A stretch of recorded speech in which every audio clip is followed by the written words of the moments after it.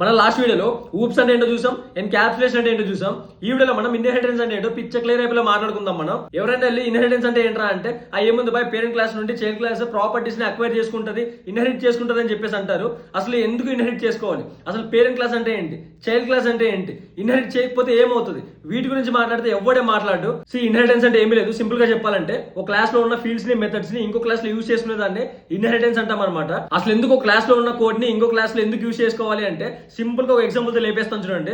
మనకి e commerce website like Flipkart కానీ Amazon కానీ ఉందనుకోండి, దాంట్లో మనకు డిఫరెంట్ ప్రోడక్ట్స్ ఉంటాయి. లైక్ ఏంటి, ఎలక్ట్రానిక్ ప్రొడక్ట్స్ ఉంటాయి, క్లాతింగ్ ప్రొడక్ట్స్ ఉంటాయి, తర్వాత ఫుడ్ వేర్ ప్రొడక్ట్స్ ఉంటాయి, ఇంకా ఇలా ఫర్నిచర్ అని చెప్పేసి ఇలా డిఫరెంట్ ప్రొడక్ట్స్ ఉంటాయి. ఒక్కో ఐటమ్ కి మనకు ఒక క్లాస్ ఉంటుంది బ్యాక్ ఎండ్ లో. ఎలక్ట్రానిక్స్ క్లాస్ ఉంటుంది, ఫుడ్ వేర్ క్లాస్ ఉంటుంది, క్లాతింగ్ క్లాస్, ఇలా డిఫరెంట్ క్లాసెస్ ఉంటాయి కదా. నువ్వు ఒకసారి గమనిస్తే క్లాతింగ్ క్లాస్ లో ఏమేమి ఉంటాయి, నేమ్ ఉంటుంది, ప్రైస్ ఉంటుంది, సైజ్ ఉంటుంది, క్లాత్ కాబట్టి అది ఏం మెటీరియల్లో ఉంటుంది, ఇంకా డిఫరెంట్ వేరియబుల్స్ ఏవో ఉంటాయి. నువ్వు ఒకసారి ఎలక్ట్రానిక్స్ తీసుకుంటే దాంట్లో ఏమేమి వేరియబుల్స్ ఉంటాయి, నేమ్ ఉంటుంది, ఆ బ్రాండ్ నేమ్ ఉంటుంది, దాని ప్రైస్ ఉంటుంది, దాంట్లో కూడా సైజ్ ఉంటుంది, దాంట్లో మెటీరియల్ ఉంటుంది, దాంట్లో గ్యారంటీ వ్యారంటీ అని చెప్పేసి ఇంకా కొన్ని ఎక్స్ట్రా ఫీల్డ్స్ ఏవో ఉంటాయి. నువ్వు అలాగే ఫుడ్ వేర్ తీసుకో, దాంట్లో నేమ్ ఉంటుంది, ప్రైస్ ఉంటుంది, సైజ్ ఉంటుంది, ఇంకా దాని తగ్గట్టుగా ఏవో వేరే ఫీల్డ్స్ ఉంటాయి. నువ్వు ఒకసారి గమనిస్తే సరిగ్గా ఆ మూడు క్లాసుల్లో కూడా కొన్ని థింగ్స్ రిపీట్ అవుతున్నాయి, నేమ్ అని, ప్రైస్ అని, సైజ్ అని చెప్పేసి.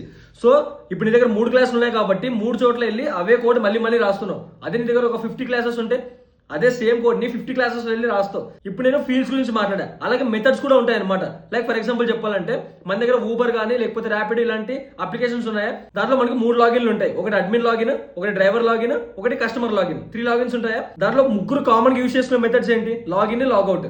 అడ్మిన్ అయినా లాగిన్ చేయాలి, లాగౌట్ చేయాలి, కస్టమర్ అయినా కూడా లాగిన్ చేయాలి, లాగౌట్ చేయాలి. సో ఇప్పుడు నువ్వు అడ్మిన్ ఒకటి ఒక లాగిన్ లాగౌట్ రాసి, కస్టమర్కి ఒక లాగిన్ లాగౌట్ కోడ్ రాసి, ఇలా ఒకటే కోడ్ని మళ్ళీ రాస్తే చాలా లైన్స్ ఆఫ్ కోడ్ పెరుగుతుంది కదా, కోడ్ కాంప్లెక్సిటీ పెరుగుతుంది కదా.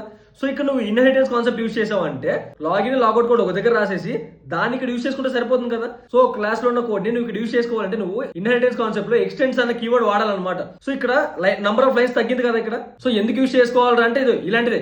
అదే కోడ్ మళ్ళీ రాసే బదులు ఆ కోడ్ అంతా పట్టుకెళ్ళి ఒక దగ్గర పెట్టేసి దాన్ని మనం యూజ్ చేసుకుంటాం ఇక్కడ. అసలు ఇన్హెరిటెన్స్ కాన్సెప్ట్ ని నువ్వు యూజ్ చేయకపోతే ఏమవుతుందిరా అంటే number of lines of code పెరిగిపోతుంది. అంటే అదే కోడ్ మళ్ళీ డిఫరెంట్ ఫైల్స్ రాస్తున్నావు అంటే కోడ్ పెరిగిపోతుంది కదా, నంబర్ ఆఫ్ లైన్స్ పెరిగిపోతుంది కదా. సెకండ్ ఏంటంటే నువ్వు ఒక్క స్మాల్ చేంజ్ చేయాలన్నా కూడా, అంటే ఆ లాజిక్ ఏదైనా చేంజ్ చేయాలంటే నువ్వు ఎన్ని చోట్ల అయితే నువ్వు ఆ కోడ్ ని కాపీ పేస్ట్ చేసావో అన్ని చోట్ల పోయి నువ్వు చేయాలన్నమాట. నువ్వు ఒక్క చోట మిస్ చేసినా కూడా బగ్స్ వచ్చేస్తాయి, ఎర్రర్స్ వచ్చేస్తాయి. సో ఎర్రర్స్ రావడానికి కూడా చాలా ఛాన్సెస్ ఉంటాయి. మెయింటైన్ చేయడం చాలా కష్టం అవుతుంది అండ్ ఎఫిషియన్సీ కూడా చాలా తక్కువ ఉంటుంది అనమాట. కాంప్లెక్సిటీ చాలా పెరిగిపోతుంది. ఇన్హెరిటెన్స్ కాన్సెప్ట్ అంటే పిచ్చ క్లియర్ అయిపోయింది కదా.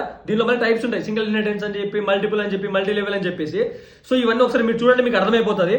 కానీ మల్టిపుల్ ఇన్హెరిటెన్స్ జావా ఎందుకు సపోర్ట్ చేయొద్దో నెక్స్ట్ వీడియోలో పిచ్చ క్లియర్ అయిపోయి మనం మాట్లాడుకుందాం విత్ రియల్ వరల్డ్ ఎగ్జాంపుల్స్ తో.